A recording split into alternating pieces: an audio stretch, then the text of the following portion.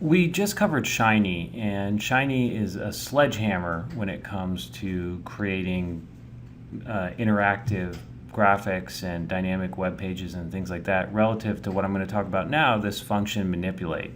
Manipulate's just a nifty little package in RStudio, and if you want to create a quick dynamic graphic, you can't beat Manipulate for doing this. Anyway, my name is Brian Caffo. I am a professor in the Department of Biostatistics at the Johns Hopkins Bloomberg School of Public Health, and this class, along with the data products, entire data products class and Coursera data science specialization is co-taught with my co-instructors Jeff Leake and Roger Pang.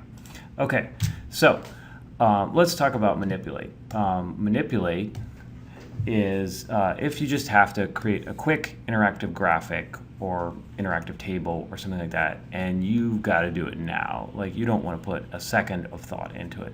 The intended users for your function or whatever are also using RStudio and nothing else. At any rate, so Manipulate is a really cool solution that's often all you need. Okay, so the other thing I would mention is Manipulate.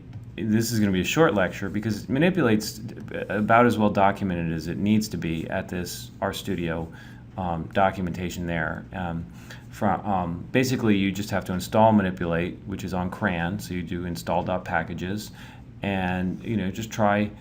Here's the simplest Manipulate function that you could do, and what it boils down to is here's the trick. So here's the one-line code for the plot 1 to x, and here x is a placeholder, and it's saying take the possible values where it's going to have a slider that goes from 1 to 100, and you can use your mouse to move that slider along, and then it will replace that value of x and redo the plot. That whole statement is embedded within a Manipulate function. And then you can create almost all of the standard checkboxes, pickers, drop-down menus, standard things. So here's an example of some code that I used from a different class. You do library manipulate.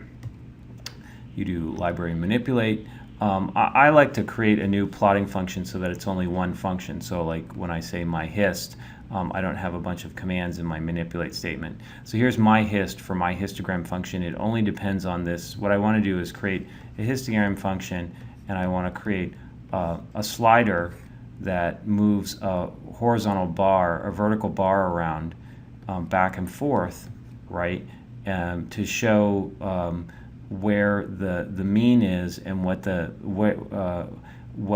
value of summation xi minus mu quantity squared is, divided by n, and that would be the mean squared error for that particular value of mu. And I just want to use it to illustrate that as I move that slider around, as mu gets closer to x bar, then you get closer to the minimum mean squared error. Okay, so that's what I'd like to do. Let's just go ahead and run this code.